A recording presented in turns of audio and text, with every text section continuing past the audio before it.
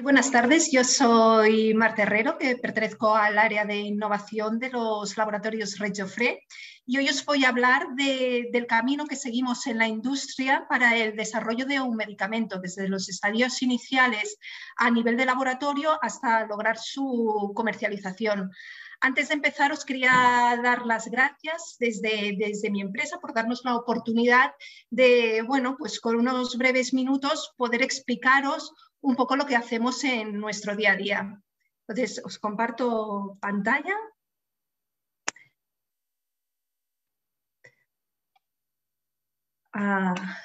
Perfecto.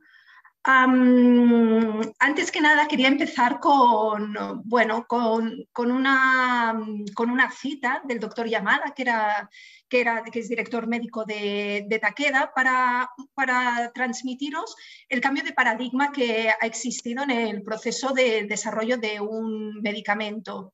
Desarrollar un medicamento es un trabajo de equipo, es una maratón que requiere resistencia y compromiso. Como podréis ver, los periodos de desarrollo son muy largos y no podemos conseguir nuestros objetivos sin la ayuda de colaboradores, tanto de dentro como de fuera de la compañía.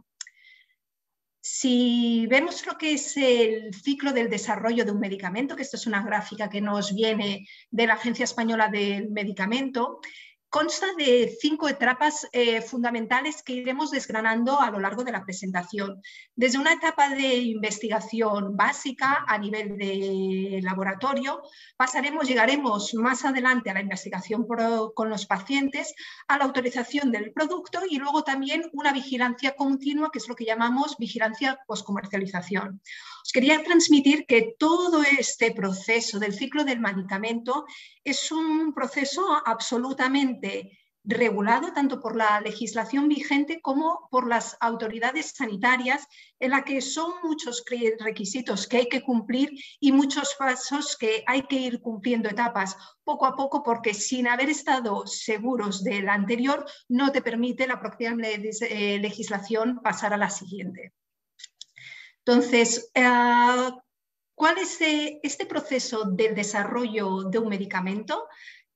Como podréis ver en esta figura, es un proceso extremadamente largo del que partimos de un gran embudo de muchos compuestos posibles. Inicialmente podemos hablar entre un punto de partida en ocasiones de entre 5 o 10.000 moléculas que van pasando etapas en un proceso que puede llegar a durar entre 10 y 13 años, y como pensaréis o como es obvio, que realmente la tasa de éxito final es muy baja. Realmente de estos 5 o 10.000 compuestos que podemos tomar de punto de partida, solo un 2% llegará al mercado, y detrás llevará mucho esfuerzo y también unas inversiones muy importantes. En ocasiones podemos estar hablando de más de 2.000 millones de euros poder llevar al mercado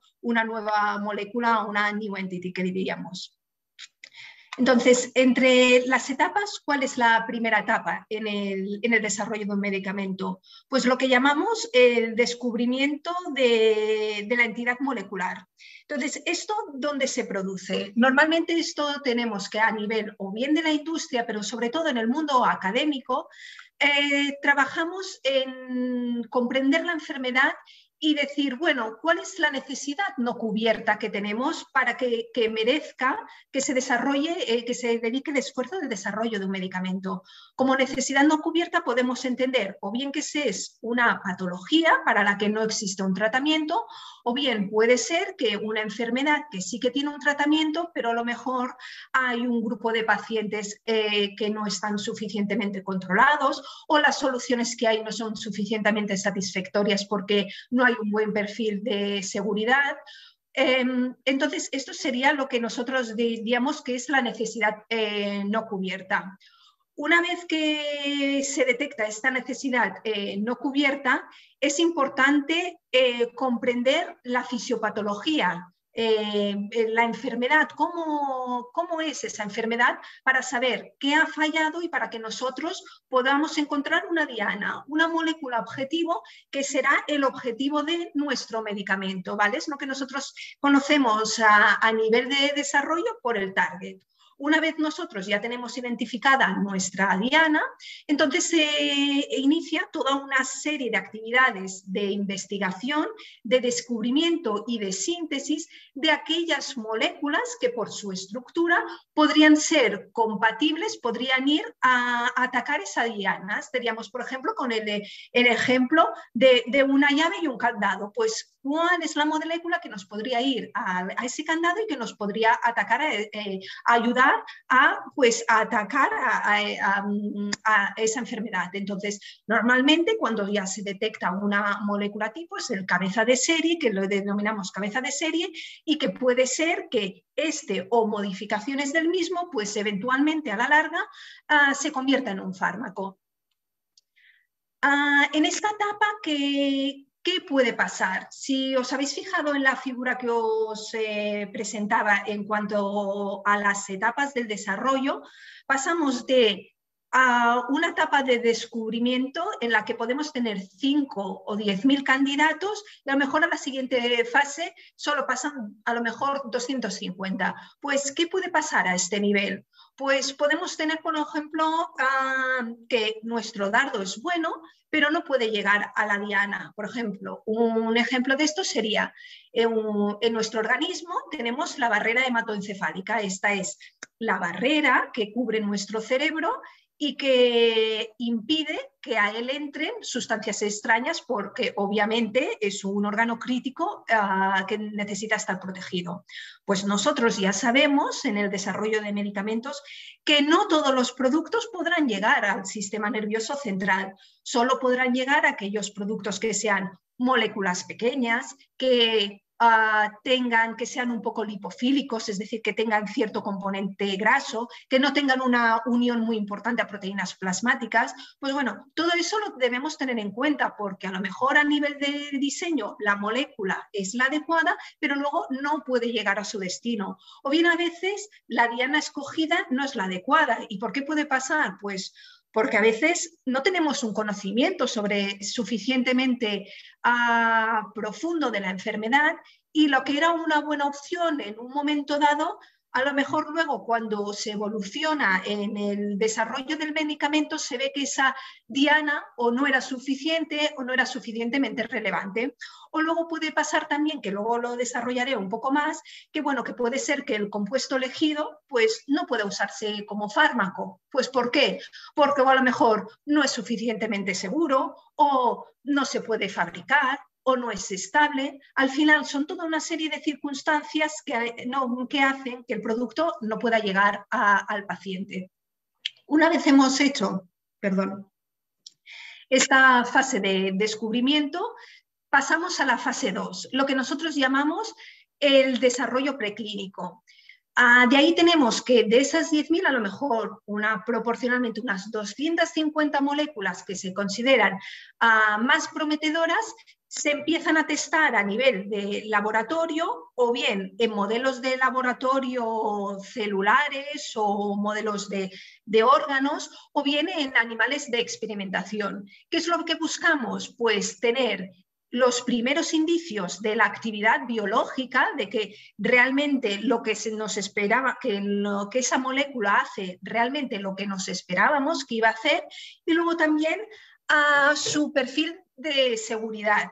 Es decir, queremos ver el efecto del compuesto a distintas dosis en diferentes órganos o sistemas, y luego también queremos ver lo que denominamos la farmacocinética del producto, es decir, su comportamiento, cómo se va a distribuir, cómo se puede mover por el organismo y cómo se puede eliminar. Entonces, una vez se han cumplido esas etapas en las que las moléculas se ve que a nivel de laboratorio, en estos modelos de experimentación, son prometedoras, pero parece que vamos para el buen camino. A nivel preclínico también empezamos lo que denominamos los estudios químicos y farmacéuticos, porque nosotros tenemos el producto, pero lo tenemos que poner de una manera, lo tenemos que formular de una manera para que esto pueda ser posible administrarlo a humanos, a nuestros pacientes. Entonces allí empezamos a hacer estudios para conocer la estabilidad, la pureza, pruebas de fabricación, su formulación para ver si es estable, si no es estable, si es posible en un momento dado fabricarlo, porque todo lo que tenemos que tener en cuenta es que esto que se inicia a nivel de investigación a escala de laboratorio luego tiene que ser extrapolable e industrializable para poder llegar a un gran número de pacientes, que esa es la razón de ser de un medicamento. Antes de pasar a las siguientes etapas del desarrollo, os quería enseñar un poco cómo funciona el ecosistema biofarmacéutico. Como veréis en esta imagen, realmente hay muchos actores involucrados en el desarrollo. Como os decía inicialmente, ya a día de hoy el desarrollo de un medicamento no es trabajo de uno solo, sino que hay muchos organismos, muchos actores internos y externos que nos tienen que ayudar. Desde, como os decía inicialmente, de la academia, las instituciones de investigación a nivel de, por ejemplo, centros universitarios que empiezan en las fases más iniciales de la investigación, que muchas veces son subvencionados por fondos públicos, llega un momento que todas estas organizaciones no pueden ir más allá. Y entonces, ¿qué es lo que hacen habitualmente? Patentan sus resultados, o sea, protegen el conocimiento que han generado, a lo mejor generan una spin-off que se deriva de las universidades. Por ejemplo, esto es un modelo muy habitual, una spin-off, se genera una startup en la cual siguen con el desarrollo del medicamento, llegan unas fases un poco más avanzadas, para las que son fases en las cuales hay mucho riesgo y en las cuales se necesitan muchas inversiones y gran cantidad de capital privado. Y luego, normalmente, a día de hoy, muchas veces donde entramos en la industria farmacéutica es ya cuando entramos en la fase clínica, en las fases 1 o en las fases 2, que luego os explicaré, que es donde ya se necesita un mayor volumen de inversión, pero ya se ha hecho mucho descarte de posibles moléculas que sean de interés. Entonces, esta primera fase de investigación, de descubrimiento de las moléculas y de desarrollo no clínico, tarda aproximadamente unos 3 o 6 años hasta que pasamos a la fase clínica, que son unos 6 o 7 años y que consta de 3 etapas. La primera, ¿para qué son los ensayos clínicos? Pues obviamente para conocer el comportamiento o el efecto del tratamiento en, bueno, pues a las personas a las que van destinadas. Entonces, nos consiguen determinar que realmente esa eficacia que nosotros intuíamos en los modelos de laboratorio, pues realmente sirven para tratar o para prevenir una enfermedad y con un perfil aceptable de seguridad. Eso, que sepáis que es absolutamente fundamental en el desarrollo de un medicamento. De hecho, nos regimos por el lema de primum non nocere, primero no dañar, o sea, los datos de eficacia no se justifican si no hay un buen perfil de seguridad para los pacientes. Y entonces, para comenzar estos distintos estudios clínicos, comentaros que las compañías tienen que presentar todos los datos a las agencias reguladoras. Esto no se puede, una compañía farmacéutica no puede iniciar el desarrollo clínico y tampoco el preclínico, que también va regulado por legislación que la aplica y comités de ética, pero en el desarrollo clínico tú no puedes pasar sin que las autoridades sanitarias, por ejemplo, en el caso de España tenemos la Agencia Española del Medicamento, pero cada país tiene su organismo regulador, pues revisa todos los datos previos que se han generado, tanto a nivel preclínico como de calidad, para decir, bueno, esto ya está correcto para pasar a una fase clínica, para pasarlo a administrar en humanos, y por parte de los laboratorios también tenemos que presentar el plan concreto de lo que esperamos hacer con esa molécula. Entonces, la primera fase del desarrollo clínico es los estudios que denominamos de fase 1.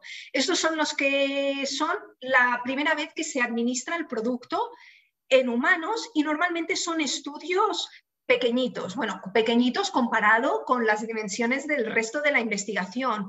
Normalmente son en decenas de voluntarios, nunca son más de 100. Y entonces son lo que decimos que lo hacemos en voluntarios sanos. ¿Por qué? Porque hay un gran salto, aunque todos los modelos preclínicos están muy avanzados, realmente hay un gran salto intraespecies, pasamos del animal laboratorio al humano, por lo tanto, primero se hace en voluntarios sanos, normalmente gente joven. Por ejemplo, yo cuando estudiaba participé en algún estudio de estos, y entonces no está orientado eminentemente a buscar eficacia, sino bueno, se pueden obtener algunos datos del efecto del producto, pero sobre todo lo que se va a ver es que eso sea seguro cuando se administra. Se quiere ver los rangos, los regímenes de seguros de dosificación y la farmacocinética que os comentaba anteriormente. Cómo se absorbe, qué cantidad absorbe el organismo humano, cómo se distribuye, cómo se circula este producto por nuestro organismo, qué hace, cómo se metaboliza, es decir, qué hace nuestro organismo con él. No lo hace nada, lo convierte en otro producto, este producto es seguro, no es seguro, y luego también, no menos importante, cómo lo excreta, cómo lo eliminamos. Lo eliminamos muy rápido, por lo tanto necesitamos varias administraciones al día, o lo eliminamos muy poco y se nos queda acumulado, y entonces tenemos que ir con cuidado con las dosis porque podemos tener niveles podemos tener problemas de seguridad porque se acumula. Pues entonces todos estos estudios nos orientan a cuál va a ser la pauta más de administración más adecuada de nuestro candidato a medicamento. Normalmente estos estudios de fase 1 son una fase dulce porque realmente proporcionalmente no hay tanto cribado como en otras fases y alrededor del 70% de los candidatos pasan a la fase siguiente. Luego nos pasamos a lo que le denominamos, es conocida como la fase 2. En esta fase 2 es la primera vez que se estudia con pacientes que tienen la enfermedad que nosotros queremos tratar. Son unos ensayos clínicos un poco mayores, alrededor de unos 200 pacientes aproximadamente, y son denominados de prueba de concepto. Nos ayudan a explorar la eficacia real del medicamento, pero sobre todo lo que es el rango de dosificación y la duración del tratamiento necesaria. Son los estudios que frecuentemente a lo mejor podéis haber oído de búsqueda de dosis, porque buscamos cuál es la dosis más adecuada, la dosis mínima que puede tener un efecto, porque un fármaco no es inocuo, no es un caramelo, por lo tanto, siempre se intenta administrar aquella dosis que es mínima eficaz. En este caso, ya la criba es mucho más importante y solo un 33% de los candidatos normalmente pasan a la fase siguiente. La última fase del desarrollo clínico son los ensayos clínicos en fase 3. Estos son los que se conocen como los estudios pivotales, son donde se realizan las grandes inversiones por parte de la industria, porque deciros que no es suficiente con un ensayo clínico, o sea, no tenemos suficiente con un ensayo clínico de fase 2, pero tampoco tenemos suficiente con un ensayo de fase 3. Entonces, aquí se testan los componentes en varios miles de pacientes y estos duran años. O sea, podemos estar hablando de esta fase del desarrollo, la fase 3, puede durar entre 1 y 4 años porque realmente son estudios de una complejidad muy elevada, porque además queremos encontrar pruebas definitivas de la eficacia y de la seguridad, y se testan en estas también grandes cantidades de pacientes, entre otras cosas, porque se están buscando condiciones similares a las que puedan esperarse del producto cuando éste se administre en condiciones reales del mercado. Entonces, pueden ser muy variados en cuanto al diseño que pueden haber estos estudios de fase 3 en función de las preguntas que queramos responder o en función de la enfermedad. Y luego podemos saber, por ejemplo, podemos ver que existen incluso variaciones entre continentes, por ejemplo.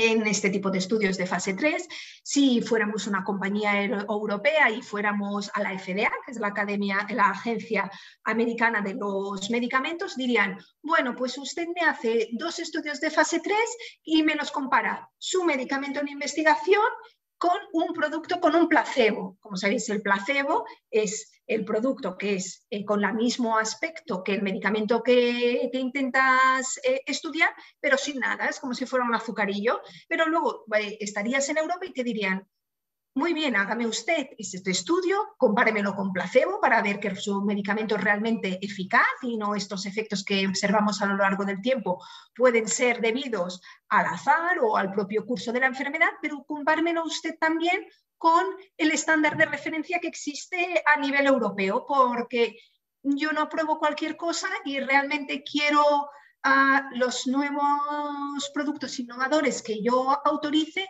me tienen que dar algo más con respecto a lo preexistente, o como puede ser a nivel de eficacia o bien puede ser a nivel del perfil de seguridad del producto. Entonces, una vez hemos acabado esta fase clínica, que dura en torno a los 6 o 7 años, entonces pasaríamos a la parte de la parte regulatoria, que sería pues la autorización y luego pues bueno, pues y también el seguimiento post-autorización una vez se ha recibido pues esta aprobación por parte de las autoridades sanitarias. Quería hacer aquí un alto antes de proseguir para hablar un poco del rol de los pacientes en el desarrollo de medicamentos.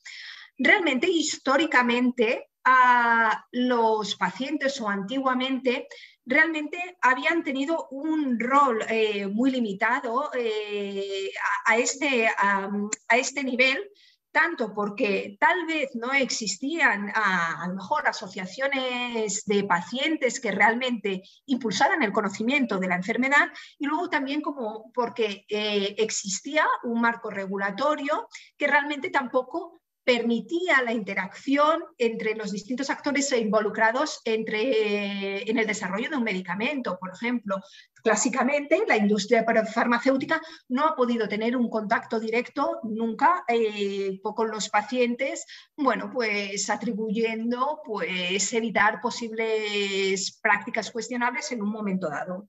Afortunadamente, toda esta aproximación está variando, entonces ya no hablamos ya solo de empoderamiento de los pacientes, yo creo que ya hemos pasado esta fase y ya hablamos de que los pacientes deben tener un rol activo en el desarrollo de los medicamentos y un rol que sea valioso y valorado. Entonces, que un paciente esté involucrado en un desarrollo no quiere decir que tenga que ser un experto en la enfermedad y con un extenso conocimiento científico. Como podréis ver en esta figura que nos viene de EUPATI, que es la Academia Europea de Pacientes, pues podemos tener participación por parte de los pacientes en partes como que en las que se necesita mucha experiencia en la enfermedad, porque ¿por qué no? En esa definición de la necesidad no cubierta, ¿por qué no? O claro que sí, que estén presentes los pacientes, que puedan decir de primera mano a aquellos que desarrollan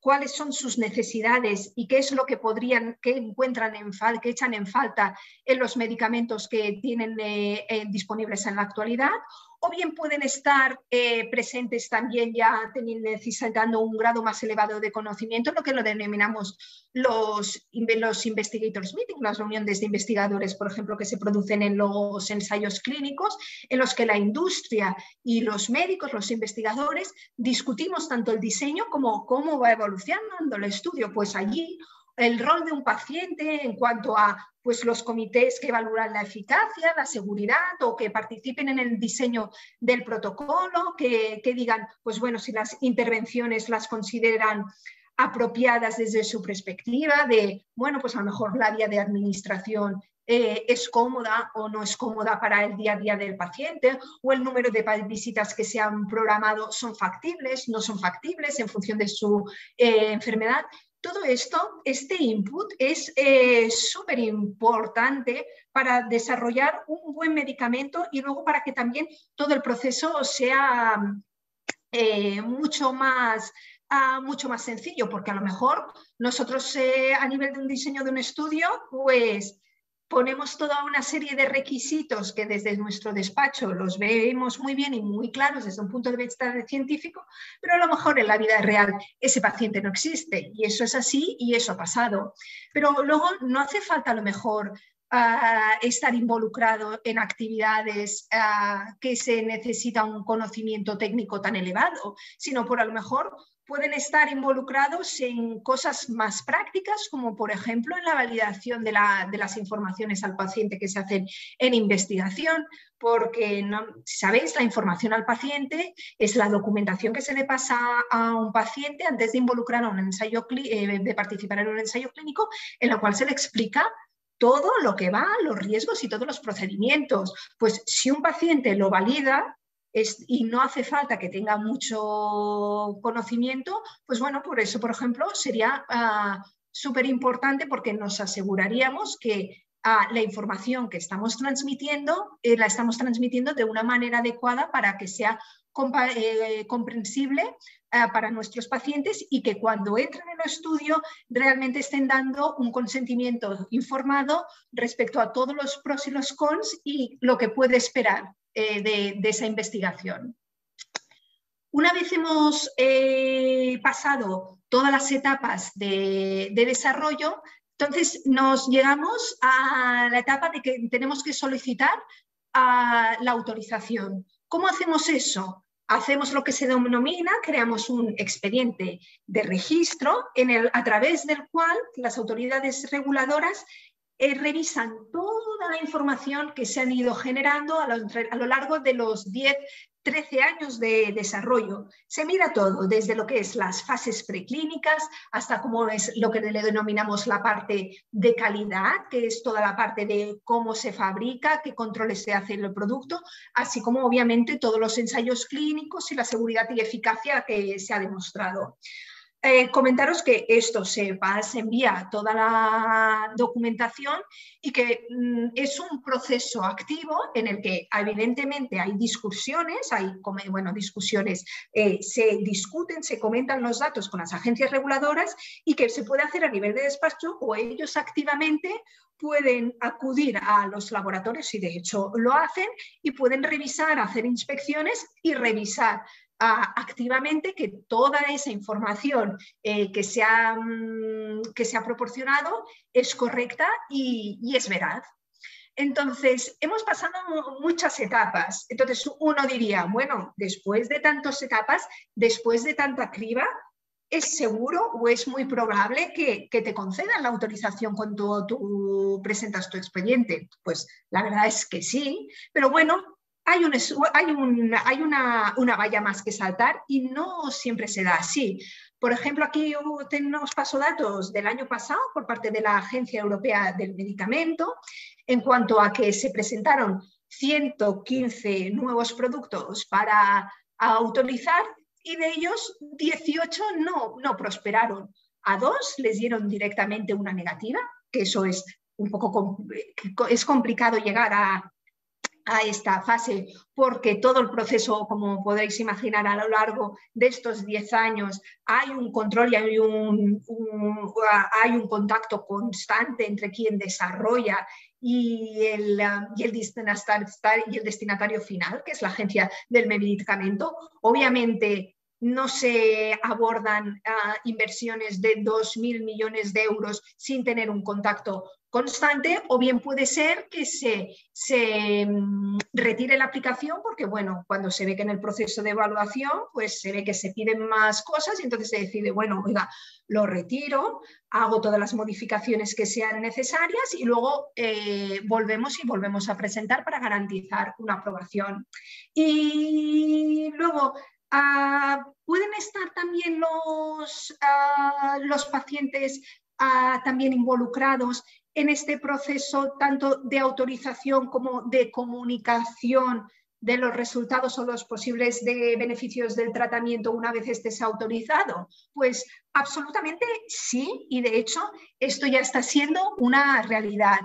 A nivel del proceso de autorización, ya existen involucración por parte de los pacientes, por ejemplo, en los comités de evaluación de tecnologías sanitarias, en las cuales el paciente, desde su perspectiva, puede evaluar o dar su opinión, más allá de lo que pueda decir un médico, de decir, oiga, esta alternativa o este nuevo tratamiento que se me está ofreciendo, el beneficio que me aporta, en mi perspectiva como paciente, en mi día a día, ¿es relevante o no es relevante? Esto es súper importante y ya se está haciendo a día de hoy, se están participando los pacientes, o bien que participen en la revisión y en la redacción de, por ejemplo, esos prospectos que realmente son complejos de entender algunas veces, pues también que los pacientes estén involucrados, porque al final son los representantes de los destinatarios finales para ese medicamento. Y luego también, ¿por qué no?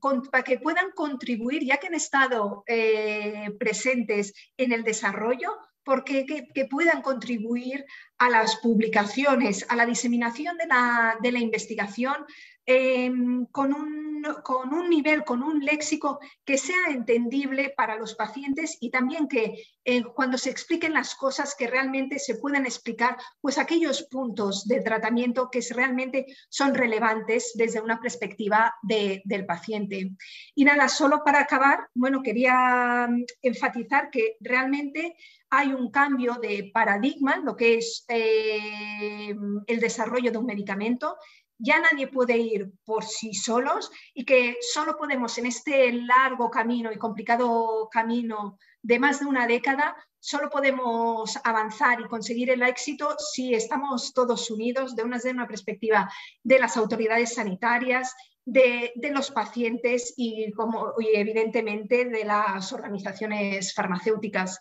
Y nada, eso es todo, y bueno, os quería agradecer vuestro tiempo y bueno, de nuevo dejarme explicar un poco lo que hacemos en nuestro día a día. Muchas gracias.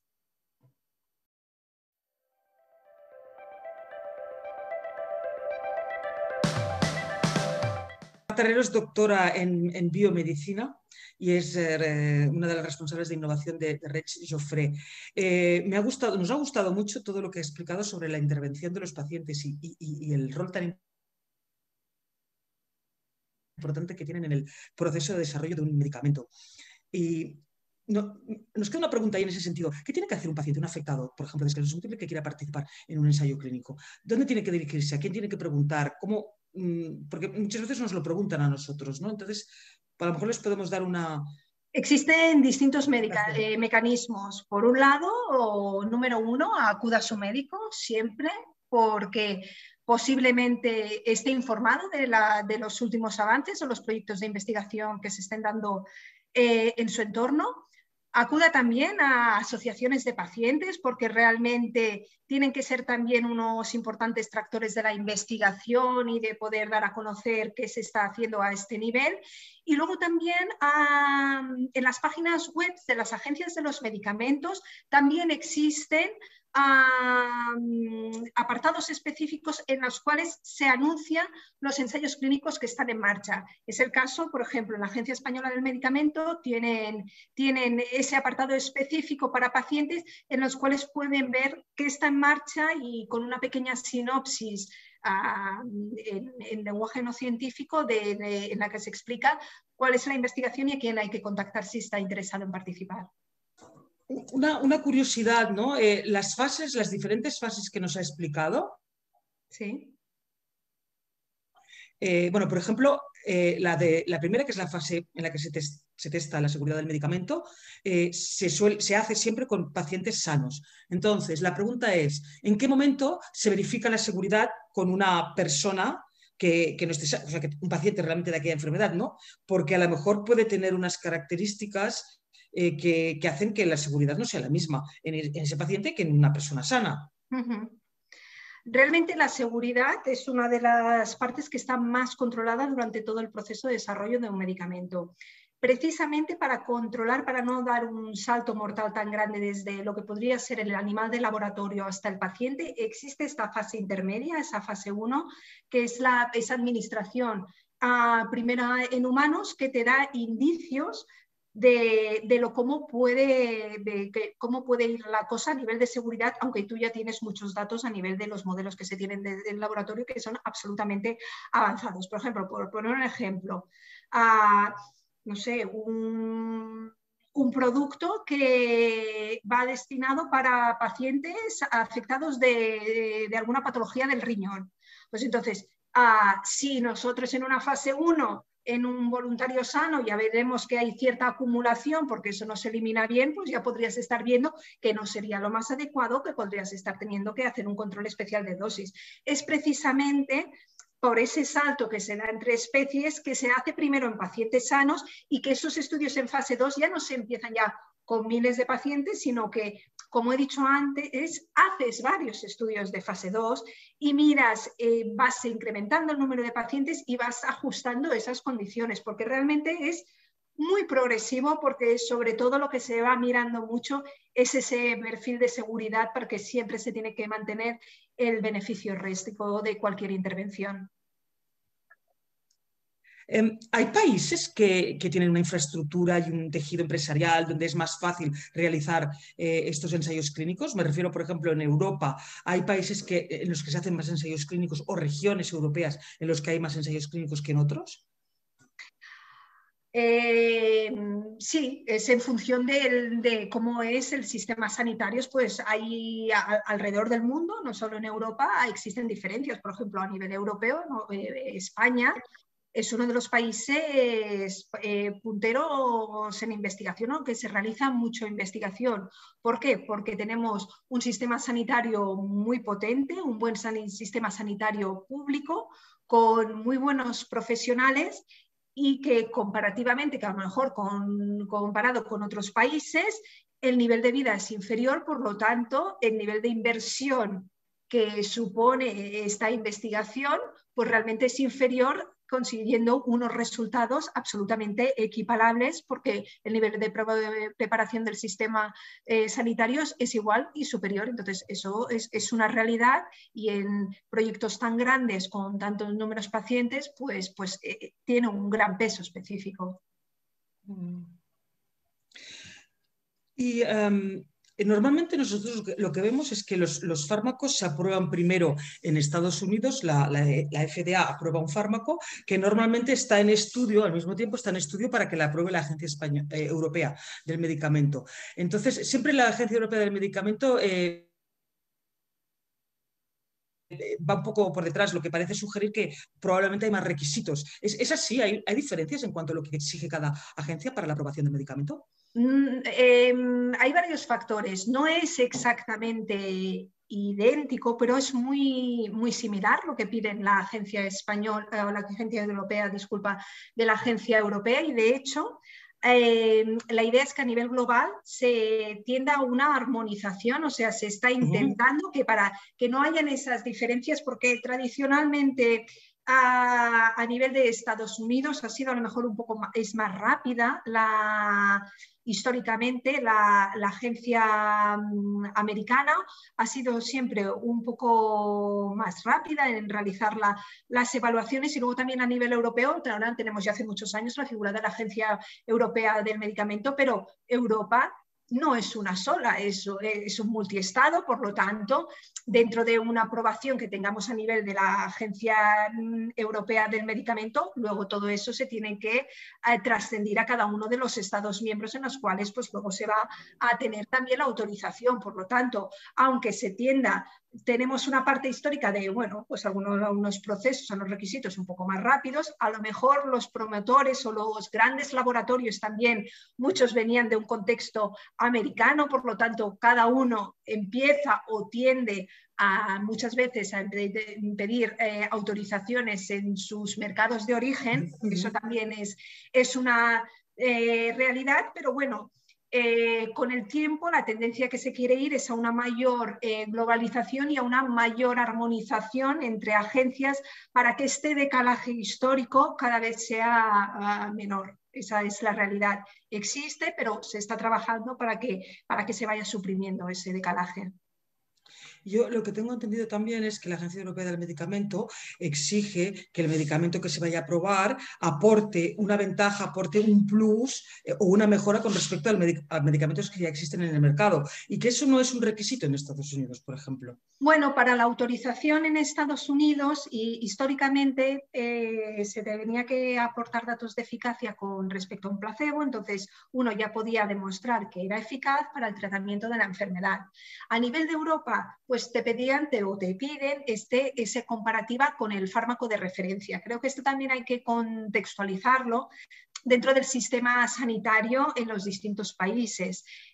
A nivel de Estados Unidos, es una salud eminentemente privada, por lo tanto, cada paciente se paga sus tratamientos, o bueno, por el sistema de Medicare o de las mutuas o lo que sea. Por lo tanto, la innovación puede llegar más rápida, pero a unos precios a lo mejor mucho más caros, que a lo mejor llegan al mercado, pero a la hora de la verdad el paciente no puede tener acceso porque no se lo puede permitir. A nivel europeo tenemos un sistema de salud pública mucho más potente que, claro, es pagado evidentemente por parte de los Estados miembros, por lo tanto te piden, ya que va a ser financiado, va a ser pagado con fondos públicos, pues claro, pues te piden ese elemento diferencial con respecto a lo que ya están pagando. Entonces, a lo mejor es un poco más largo el proceso, pero a lo mejor está más garantizado el acceso por parte de los pacientes una vez esa innovación está aprobada. Entonces, bueno, pues son estas diferencias en función de, bueno, cómo funciona cada sistema sanitario. Y para finalizar, no sé si podríamos hacer como una especie, como un embudo, ¿no? Decir, bueno, a ver, de 10.000 proyectos de ciencia básica que son prometedores, digo 10.000, a lo mejor me he pasado, ¿no? Pero 10.000. ¿Cuántos llegan a fase 1? De estos, ¿cuántos pasan a fase 2? Y de los que han pasado a la fase 2, ¿cuántos llegan al mercado? O sea, hacer como una especie de decir, bueno, a ver, para ver pues de qué manera se criba, ¿no? De 5 o 10.000 que pueden estar en la gran explosión de las fases iniciales, que a lo mejor son modelizaciones de laboratorio, o sea que eso ya no se ha probado ni de sintetizar. De allí posiblemente a la fase preclínica, ya entrar al laboratorio, a probarlo en células, en animales, ya nos iremos a 250. Y luego ya de esos 250, a lo mejor ya a fase clínica llegarán 5. Y de esos 5 pasarán todos y nos quedaremos con el ganador. O sea, de los 5 que empiezan en fase clínica, al mercado llegará 1 solamente. Correcto. Vale, vale. Vale. Y en tiempo estamos hablando, en el mejor de los casos, 10 años, y en el más largo, 15, sí, tal vez. Entre 10 y 15 años. Por eso también un poco cuando los pacientes vean en las noticias se ha descubierto una cura para la enfermedad X y está a nivel de investigación de laboratorio, de animal de laboratorio. Es súper prometedor, o sea, cualquier noticia buena, bueno, buena es, pero que también se tenga consciente de que hay un gran camino por delante y que en el mejor de los casos, si esa molécula que tiene esos resultados tan prometedores es la que ganará, posiblemente tardarán 10 años en tenerla, porque así es la realidad. 10 años.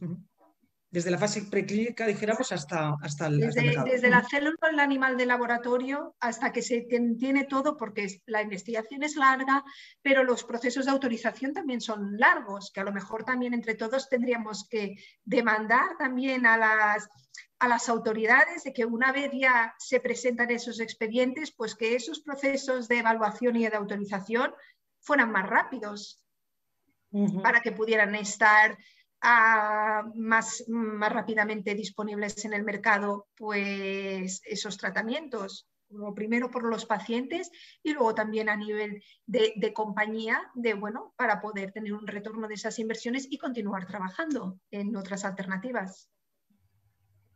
Muy bien. Bueno, lo que está claro en cualquier caso es que después de este larguísimo y costoso proceso, lo que sí que todo esto nos permite saber que va a llegar al mercado con garantías, un medicamento Correcto. que sí que va a aportar una diferencia significativa y que va a suponer pues, un avance y una mejora en el bienestar de los afectados de cualquier enfermedad, ¿no? Absolutamente.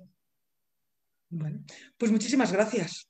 Nada, a Yo creo que vosotros. ha quedado muy claro. Siempre, bueno, hemos hecho ya varias piezas sobre investigación porque bueno, es apasionante y después es difícil de comprender y de tener en cuenta, pensar en todos los factores que están en juego, ¿no? Entonces comprender por qué es tan largo un proceso, ¿no? Sobre todo para una persona que tiene una enfermedad Claro. y que no tiene cura de momento y a lo mejor ninguno de los fármacos que hay en el mercado le convienen, por lo que sea, porque no van bien, suficientemente bien o porque tienen efectos secundarios y están esperando pues eso, el medicamento, el fármaco que les va a ir bien, ¿no? Entonces, esa espera se hace muchas veces larga y es difícil de comprender que se tarde tanto, ¿no? Entonces, yo creo que con explicaciones como esta entendemos un poco mejor por qué se tarda tanto y por qué es bueno también que tarde todo ese Claro. tiempo, porque realmente es un tiempo que es necesario para asegurarnos de que realmente ese medicamento es eficaz, es bueno, no crea un problema, no crea más problemas de los que tenemos, ¿no? Sino que realmente sirve para lo que queremos. Absolutamente. Todos quisiéramos adelantar más los procesos en la medida posible, pero al final es lo que es, siempre se puede hacer más y mejor, pero bueno, hay unos periodos mínimos que realmente se tienen que respetar, pero bueno, que a lo mejor todo lo haríamos más dinámico y el resultado final sería mejor si todos trabajáramos unidos desde los estadios iniciales y contando, claro que sí, con los pacientes, desde a lo mejor épocas muy tempranas en las que nadie se pensaría que un paciente puede participar y que absolutamente puede tener un rol y dar su perspectiva. Bueno, esto forma parte de la misión de Fundación GAEM, precisamente, ¿no? El acelerar, el impulsar, con la intervención de los pacientes y desde nuestra perspectiva y lo que somos capaces de hacer, el poder ayudar a que eso se acelere, avance, vaya un poco más deprisa, cortemos tiempos. Esa es la misión, esa es la idea y eso es lo que intentamos.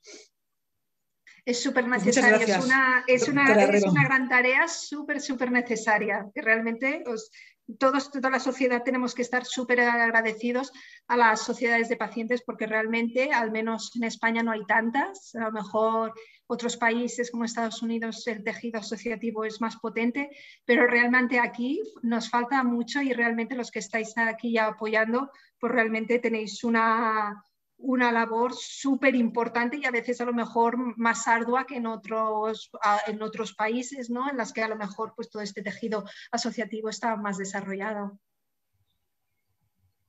Pues aquí seguimos. Muy bien, mucha Y fuerza. seguiremos.